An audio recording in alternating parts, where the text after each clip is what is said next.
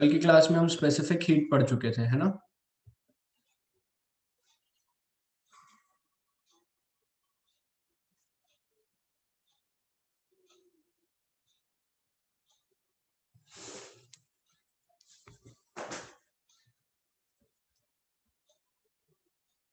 है ना।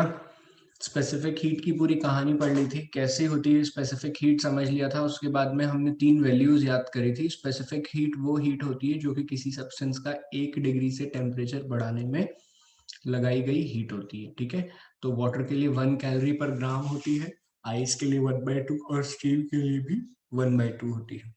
ठीक है, अब बात करते हैं सेंसिबल हीटिंग की। तो it is a type of heat which measured with the rise और फॉल ऑफ टेम्परेचर। ऐसी हीट जो कि राइज और फॉल ऑफ टेम्परेचर से मेजर की जाती है वो क्या कहलाती है, सेंसिबल हीट। अगर आपने थर्मामीटर लगाया और आपको टेम्परेचर बढ़ता हुआ दिखा या आपको टेम्परेचर कम होता हुआ दिखा, तो you will use the formula of gain of heat और loss of heat which is equal to mc delta t, where c is the specific heat, m is the mass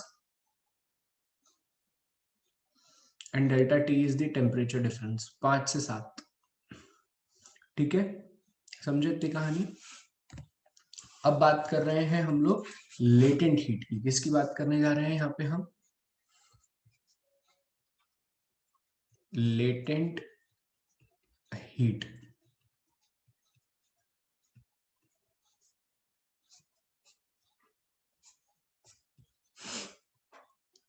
Hindi में कहते हैं गुप्त ऊष्मा।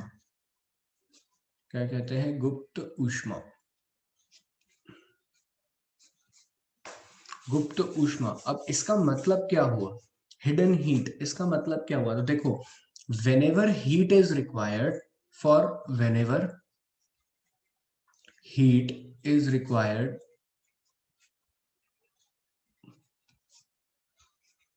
for phase change,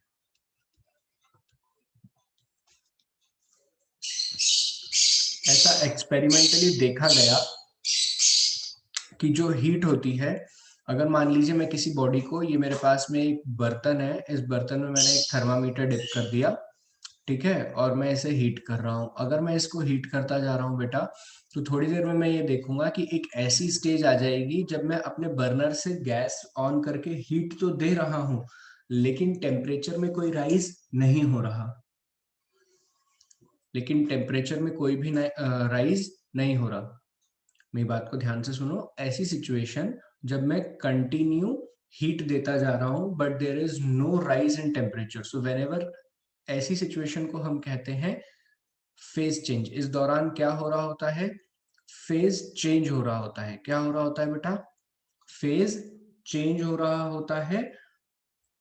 तो temperature में कोई rise नहीं दिखता, तो सर हमारे द्वारा दी गई एनर्जी कहाँ जाती है, हमारे द्वारा दी गई एनर्जी मॉलिक्यूलर बॉन्ड्स को ब्रेक डाउन करने में जाती है। क्लियर है ये बात। So when ever heat is required for phase change, no rise in temperature is recorded, no rise in temperature is recorded, no rise in temperature is recorded, and all heat is utilized in breaking the molecular bonds, breaking the, yeah, breakdown of molecular bonds, breakdown of molecular bonds.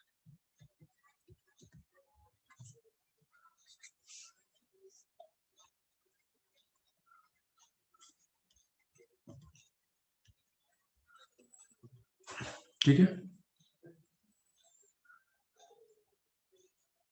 whenever heat is required for phase change, no rise in temperature is recorded, and all heat is utilized in breakdown of molecular bonds. इतनी कहानी clear हुई। अच्छा, तो ऐसे भी लिखना, latent heat हर बार हम definition नहीं पढ़ते क्लास कॉपी में से, फेज चेंज के दौरान यूज होगी डेल्टा टी जीरो।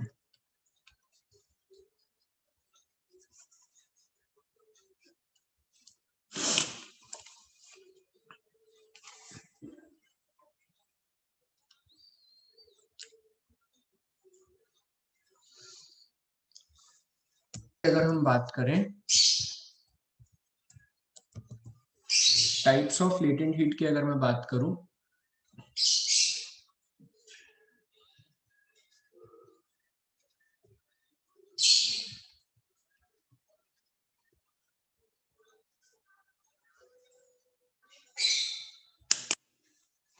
एक सेकंड।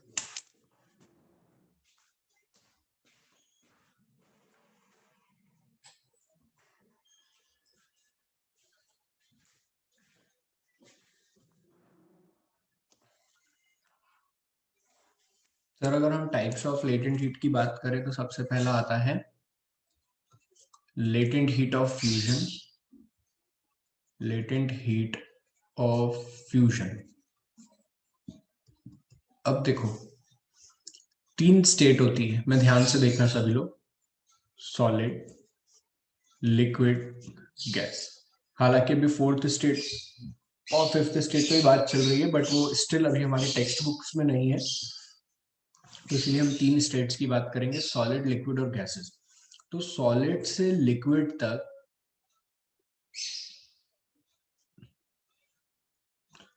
जो फेज चेंज की प्रोसेस होती है इसको कहते हैं फ्यूजन। क्या कहते हैं? फ्यूजन। और लिक्विड से गैस तक जो होती है इसको क्या कहते हैं? वेपराइजेशन।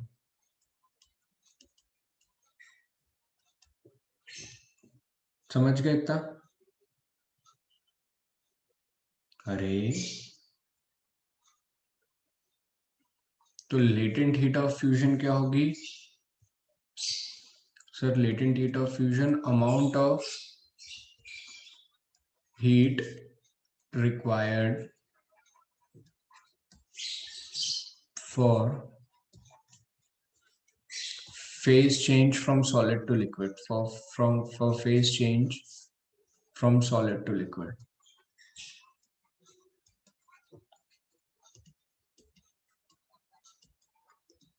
ठीक है।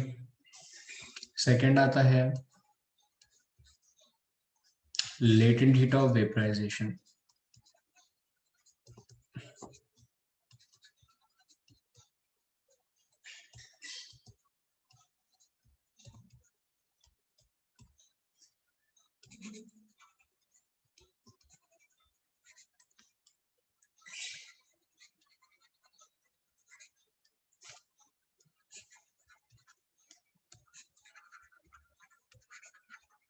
phase change from liquid to gas। समझ गए इतना? तुम्हारे सामने लिखा हुआ है।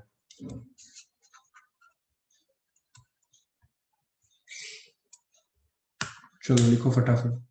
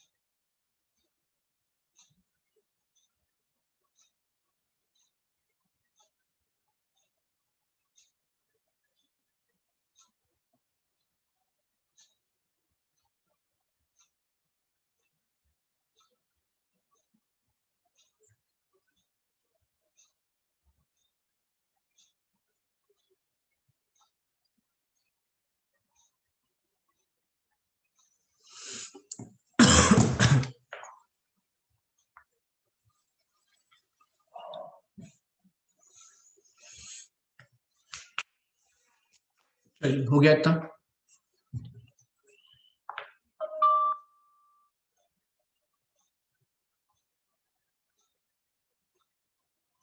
बिल्कुल होता है, उसे सब्लिमेशन कहते हैं।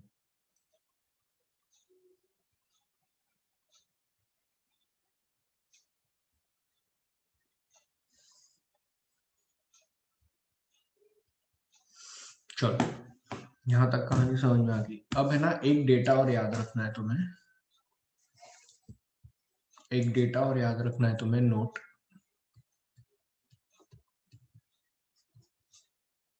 सुनते जाओ इधर। जो नोट तुम्हें याद रखना है वो क्या है? Latent heat of fusion ice to water is 80 calorie per gram, and latent heat of vaporization, that is liquid water to gas, water to steam, 540 calorie per gram। क्या ये दोनों बातें याद रहेंगी? ये डेटा और ये न्यूमेरिकल वैल्यूज यूज करेंगे हम, क्वेश्चन में दी नहीं होगी तो यही यूज करेंगे।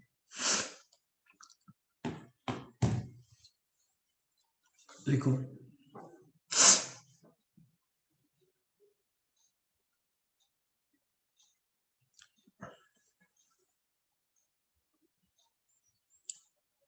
जेल बेस्ड होते हैं बेटा।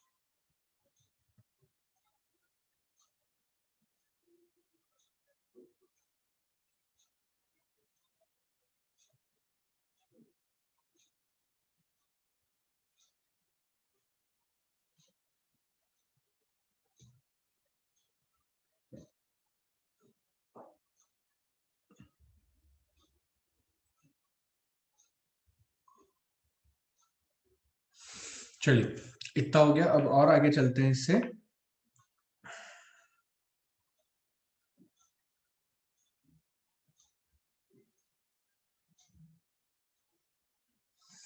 ठीक है।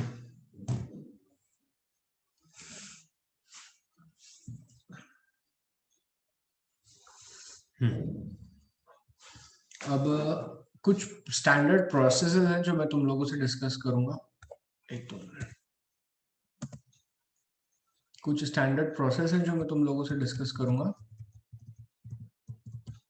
जैसे कि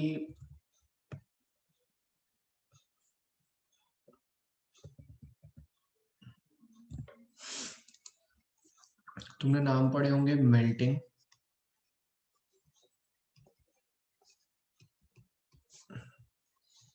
कंडेंसेशन,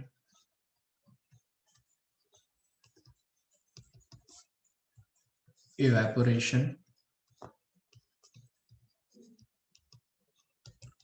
बॉइलिंग,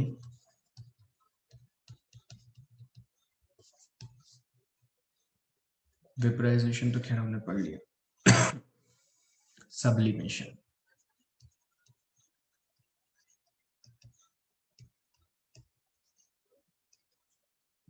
चलिए बताइए ना इसमें क्या होती है ये मेल्टिंग किसे कहते हैं?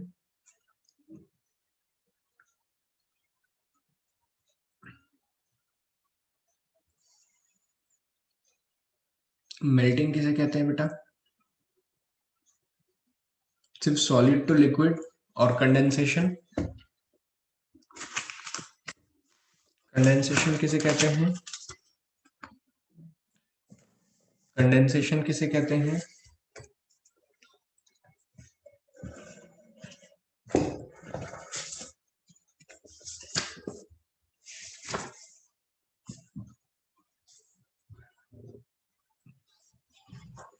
पहली बात, melting is the process of conversion of solid to liquid at constant temperature.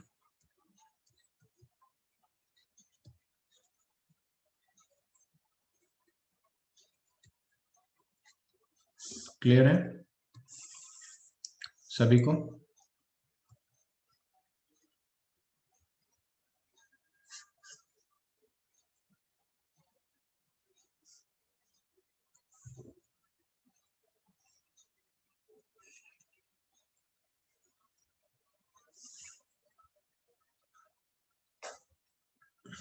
चलिए, कंडेंसेशन क्या होता है, कोई बता सकता है क्या मेरे को?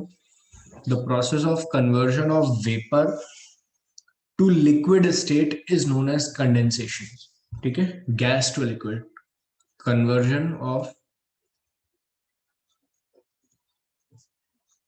वेपर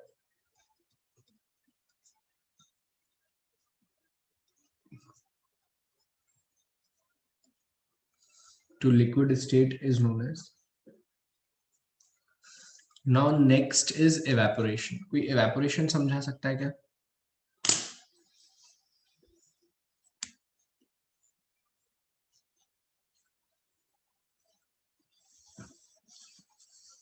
अच्छा, evaporation और boiling एक ही चीज है क्या? दोनों में भाप बन के उड़ रहा है पानी, या अलग अलग चीज है? बॉइलिंग में भी लिक्विड से वेपर बनती है और evaporation में भी यही होता है, तो बताओ ना यार।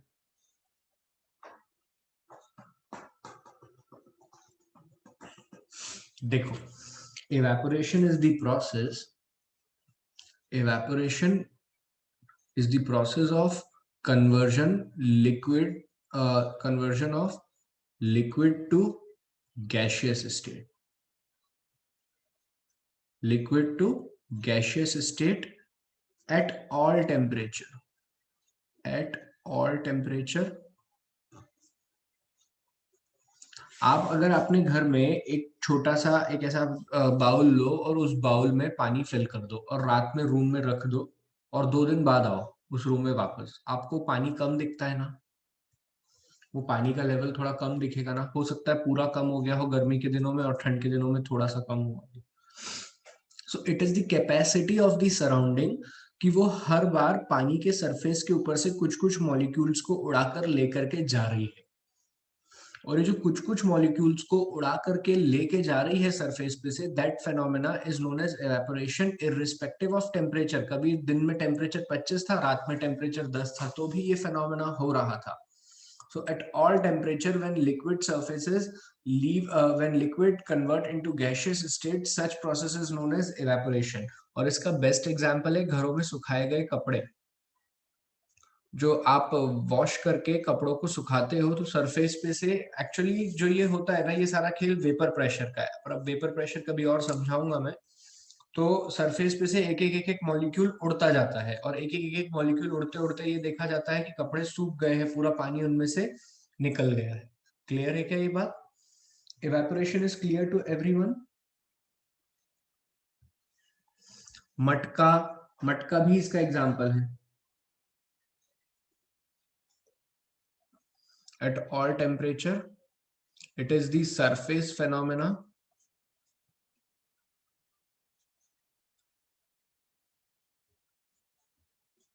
एग्जाम्पल में लिखेंगे मटका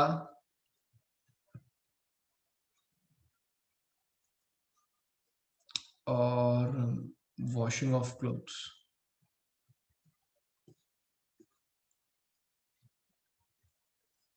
बॉइलिंग क्या होती है फिर?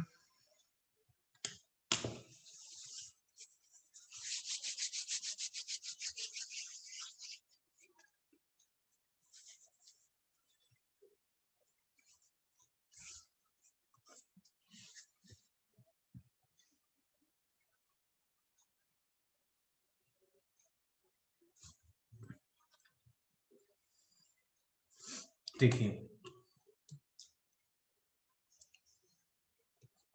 it is also liquid to gas,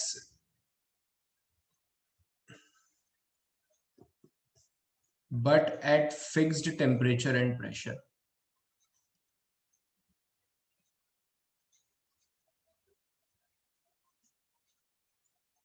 आप लोगों ने सबने सुना होगा पानी कितने पे बॉईल होता है? आपने सबने सुना होगा पानी कितने पे बॉईल होता है? 100 डिग्री सेल्सियस पर। ये स्टेटमेंट के साथ आप एक चीज देखना भूल जाते हैं, अगर हम ध्यान दें तो एट फिक्स्ड बॉइलिंग का ये कहना था कि 100 डिग्री सेल्सियस पे पानी बॉईल होगा अगर एटमॉस्फेरिक प्रेशर 1 बार का है तो। आप एटमॉस्फेरिक प्रेशर चेंज कर दो, आपका पानी कभी 100 डिग्री सेल्सियस पर बॉईल नहीं होगा। क्लियर है?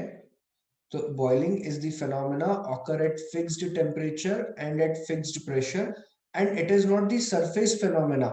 Boiling जो है वो surface से नहीं होती है, वो bulk phenomena है, बॉडी के अंदर मतलब सब्सटेंस के इंटरनली जो सब्सटेंस हमने बर्तन में भर के रखा है उसमें अंदर से स्टार्ट होने वाला फेनोमेना है।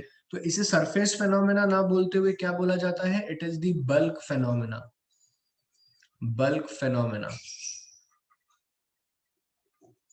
It occurs at 100 degree Celsius plus 1 bar water boil।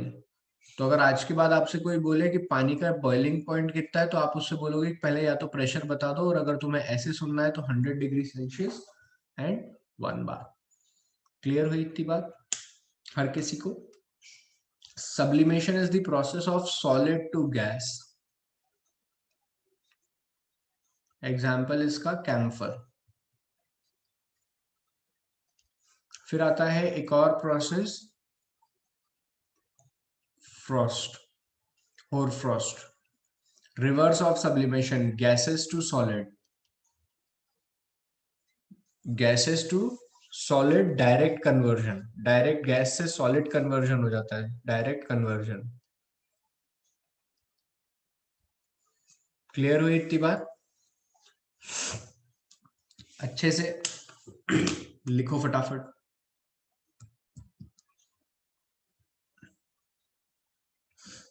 चलो मैं एक बार और क्लियर कर देता हूं। मान लीजिए हमारे पास में एक बर्तन है, हमने बर्नर से गर्म करना स्टार्ट करा आइस को और थर्मल लगा दिया, ठीक है?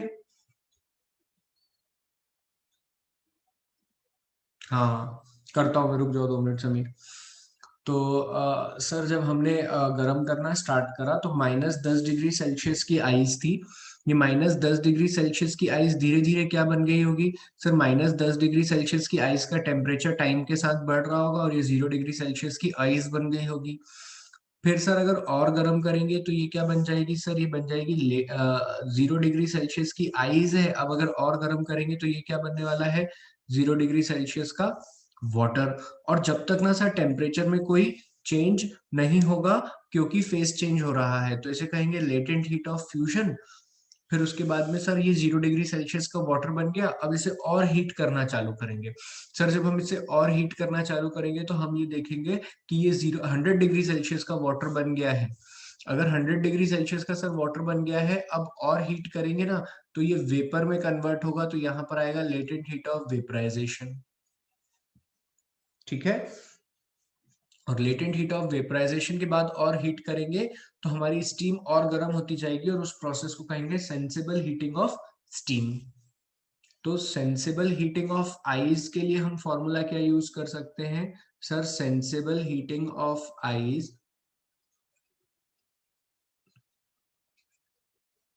के लिए आप यूज कर सकते हो Q ice equal to M into specific heat of ice into delta T।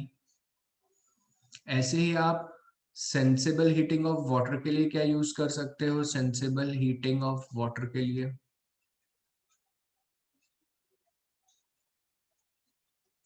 Sir sensible heating of water के लिए यूज कर सकते हैं, हाँ मोनाली बिल्कुल, हम यूज कर सकते हैं M into C water into delta T. Sensible heating of steam के लिए क्या यूज कर सकते हैं? सेंसिबल हीटिंग ऑफ स्टीम के लिए हम क्या यूज कर सकते हैं सर? हम यूज कर सकते हैं Q steam is equals to mcs into delta T. क्लियर हुई क्या बात सभी को? सर यहां से यहां तक में जो latent heat of QL, that is latent heat of fusion, ये कितनी होगी? m into L F. और QV कितनी होगी? Latent heat of vaporization m into L V. बोलो यार, क्या ये सारे जो मैंने फॉर्मूले लिखे हैं ये क्लियर है तुमको अच्छे से? क्या मैं ये पहले पढ़ा चुका था, बस यहाँ पे ग्राफ पे समझा रहा हूँ? हाँ ना बोलो, जल्दी सो मत, जागो। ये ग्राफ को अच्छे से बनाना और अपने दिमाग में छाप लेना।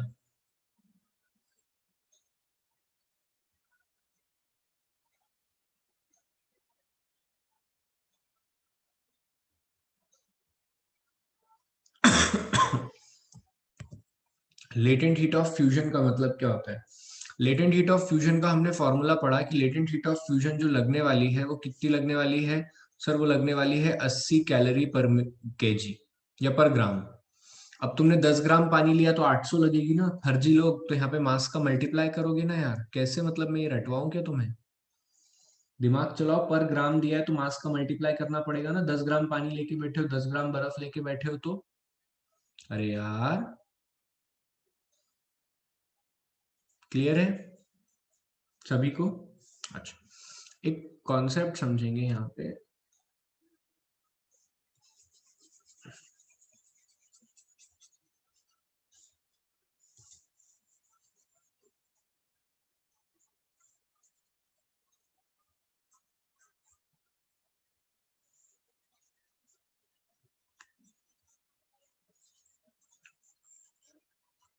अभी हमने एक फॉर्मूला पढ़ा ना, Q is equals to M S delta T.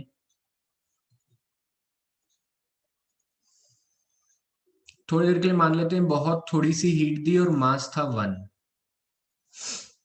तो एस एम सी, सॉरी तुम लोग, M C D T, D Q by D T.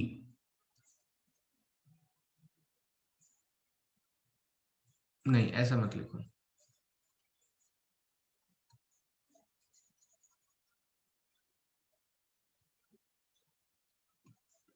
अब मैं इसको टाइम से डिवाइड कर रहा हूं। क्या किया मैंने? टाइम से डिवाइड किया। If rate of heat transfer, burner से जो हीट आ रही है पर यूनिट टाइम, बर्नर से जो हीट आ रही है पर यूनिट टाइम, वो तो बेटा कांस्टेंट है ना। बर्नर को इस बात से फर्क पड़, अगर तुमने अपने को बर्नर में ऑप्शन दिया रहता है ना, लो, सिम और हाई का, याद होगा तुमने गैस वैस पे कभी काम किया होगा बेटा। तो अगर एक बार बर्नर जो सेट करके छोड़ दिया तो बर्नर तो बर्तन को उतनी हीट कंटिन्यू देता जाएगा ना पर यूनिट टाइम। तो इसका क्या मतलब हुआ?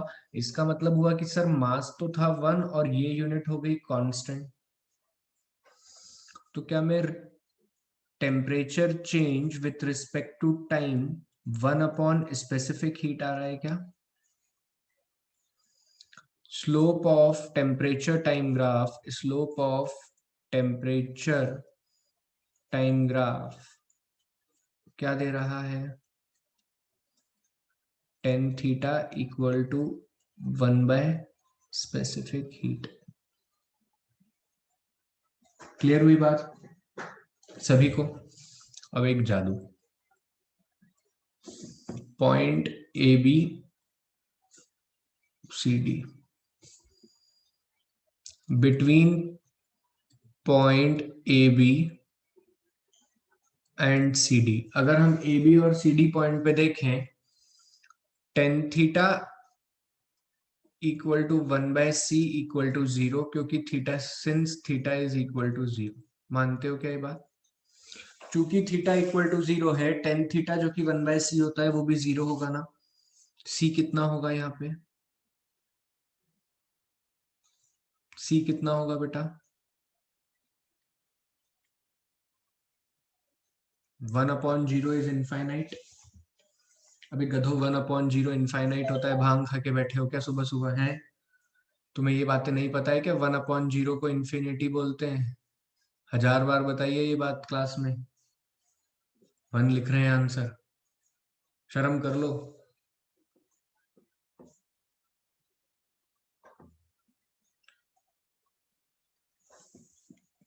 यहां से क्या नोट मिलता है हमको? यहां से हमको नोट मिलता है कि फॉर फेज चेंज प्रोसेस, यहां पे लिखते हैं अपन ये डायग्राम हटा के,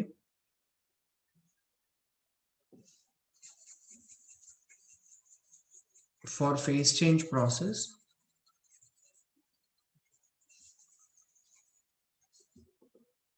specific heat is infinity. For phase change process specific heat is infinite.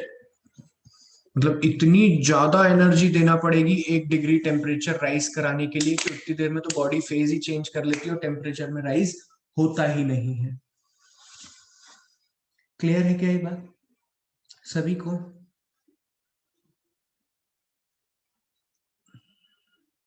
अच्छे से कॉन्सेप्ट समझ में आया? लिखो फटाफट, नोट लिखो कॉपी में, लिखना Q is equals to M S delta T. मैं जैसे बता रहा हूं वैसे लिखना, Q is equals to M S delta T, M1 तो डी क्यू अपॉन में डी टी बराबर C D T by D capital T।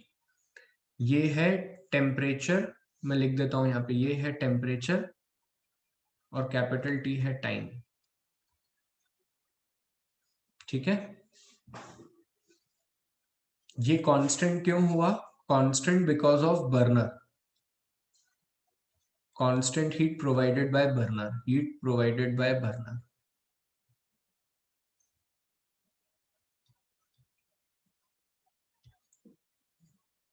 करण अभी लिखो बेटा, क्लियर है सभी को? हाँ, तो यहां से ये प्रूव हो गया ना कि जब लाइन हॉरिजॉन्टल होती है तो स्पेसिफिक हीट इनफाइनाइट होती है। तो लाइन हॉरिजॉन्टल कब कब होती है? जब फेज चेंज होता है। तो जो बच्चे पूछ रहे थे कि सर ऐसा क्या होता है फेज चेंज में कि टेम्परेचर नहीं बढ़ पाता, तो स्पेसिफिक हीट इतनी ज्यादा हो जाती है कि हम अगर वो हीट देने जाए उस बीच बॉडी फेज चेंज कर लेती है। स्पेसिफिक हीट क्या हो जाती है? Infinite.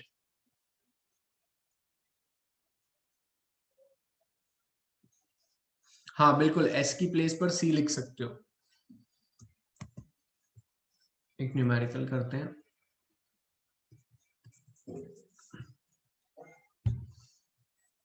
If ice at -10 degrees Celsius is kept on burner to form steam, form steam of 110 degrees Celsius, calculate the amount of ice, amount of heat if 10 ग्राम ले लो, 10 gram ice, if 10 gram ice. 1 minute दूंगा, जल्दी solve करो, दिमाग लगाओ अपना। वो जो diagram है ना, ये डायग्राम ये मैंने हवा में नहीं बनवाया है, ये तुम्हारे जीवन में ना जब तक तुम हीट के सवाल करोगे तब तक काम आएगा, ये बिल्कुल दिमाग में घुसा हुआ होना चाहिए। चलो करो सॉल्व। अगर 10 ग्राम की स्ट्रीम 10 ग्राम की आइस -10 डिग्री सेल्सियस पे है और हम इसको गर्म करेंगे, तो पहले क्या होगा? लिखना सीखो, देखो मैं लिखने का तरीका सिखा रहा हूं। -10 डिग्री सेल्सियस की आइस क्या बनेगी? सर ये 0 डिग्री सेल्सियस की आइस बनेगी। फिर क्या होगा? ये और हीट करेंगे तो 0 डिग्री सेल्सियस का वाटर बनेगी। फिर क्या होगा सर? फिर और हीट करेंगे तो ये 100 डिग्री सेल्सियस का वाटर बनेगी। फिर क्या होगा सर? फिर अगर और हीट करेंगे तो ये 110 डिग्री सेल्सियस की स्टीम बन जाएगी, जो कि हम चाहते थे। ठीक है,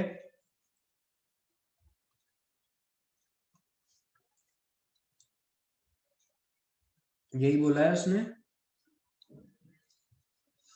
अब -10 डिग्री सेल्सियस की हाई आइस 0 डिग्री सेल्सियस की आइस बन रही, तो एम एस डेल्टा टी लगाएंगे, M C delta T.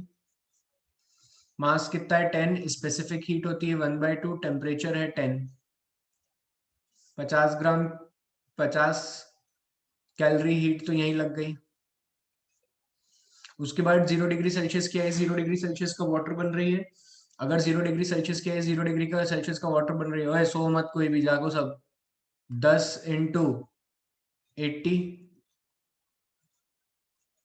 800 calorie. उसके बाद 0 डिग्री सेल्सियस का वाटर, 100 डिग्री सेल्सियस का वाटर बन रहा है सर, यहाँ तो सेंसिबल हीटिंग ऑफ वाटर हो रही है। तो मास है 10, स्पेसिफिक हीट 1 और 100 1000। उसके बाद सर 100 डिग्री सेल्सियस का वाटर, 100 डिग्री सेल्सियस की स्टीम बनेगा पहले तो अगर 100 डिग्री सेल्सियस की स्टीम बनेगा तो सर 540 इंटू 10 कर दो, 5400, इतने कैलोरी हीट लग रही है फेस चेंज होने में स्टीम के।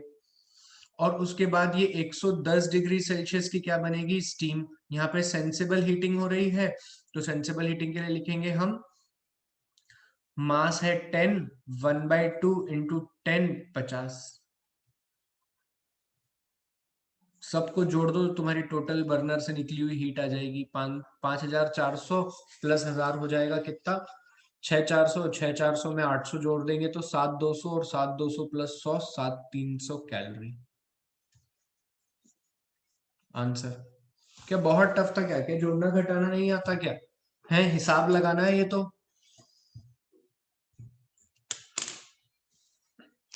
अरे यार, अरे अब अनार का और आम का थोड़ी पढ़ेंगे 11वीं में, है चाचा चाचा का पढ़ेंगे क्या, वो भी नहीं आता अभी पूरा हिंदी में तो, है।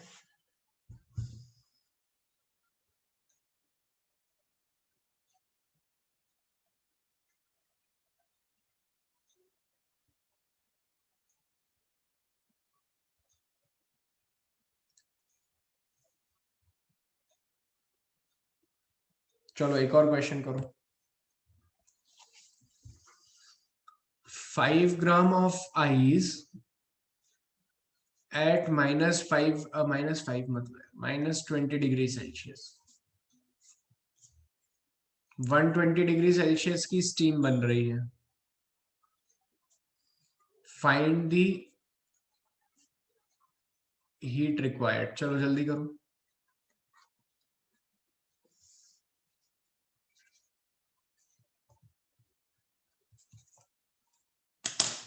नहीं होगा वो, प्रोसेस लिखो। अभी तो बहुत क्वेश्चन आएंगे इसमें अलग अलग वेराइटी के। 5 ग्राम आइस -20 डिग्री सेल्सियस पे गर्म करेंगे तो क्या बनेगी सर, ये बनेगी 5 ग्राम 0 डिग्री सेल्सियस की आइस। और गर्म करेंगे तो क्या बनेगा, 5 ग्राम 0 डिग्री सेल्सियस का वाटर। और गर्म करेंगे तो क्या बनेगा, 5 ग्राम 100 डिग्री सेल्सियस का वाटर। और गर्म करेंगे तो क्या बनेगा, 5 ग्राम 100 डिग्री सेल्सियस की स्टीम। और गर्म करेंगे तो क्या बनेगा, 5 ग्राम 120 डिग्री सेल्सियस की स्टीम।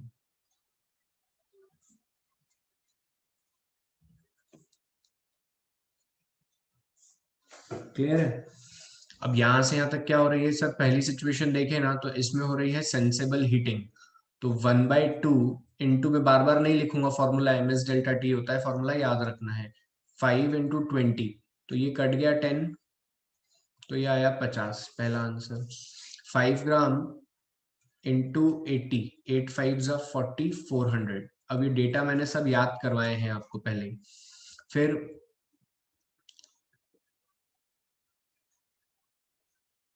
यहाँ पे सेंसिबल हीटिंग ऑफ वाटर हो रही है 1 × 5 × 100, दैट इज 500। उसके बाद लेटेंट हीट ऑफ वेपराइजेशन आएगा 5 × 540, दैट इज 0, 5 4 = 20, 5 5 = 25, 2700। उसके बाद में आएगा latent heat of vaporisation again 20, 10 50, 2700 plus 500 will be 3200, 3200 और 400 3600 और 100 3700 कैलोरी। इतनी हीट हमें बर्नर से देना पड़ेगी। Is it clear to everyone present in the class? हाँ या ना बोलो, सो मत, जागो। क्लियर है सभी को?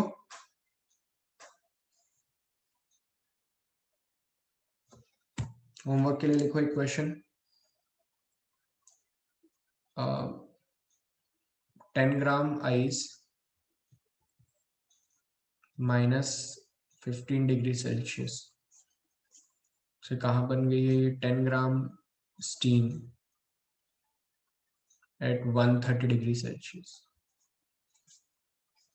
Find heat required.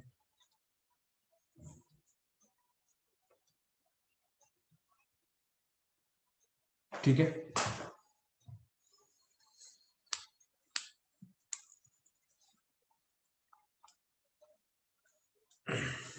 Is it clear to everyone present in the class? कल आगे बढ़ेंगे हम, इससे और आगे बढ़ेंगे। Okay, so this is all for today's class. Good night to everyone.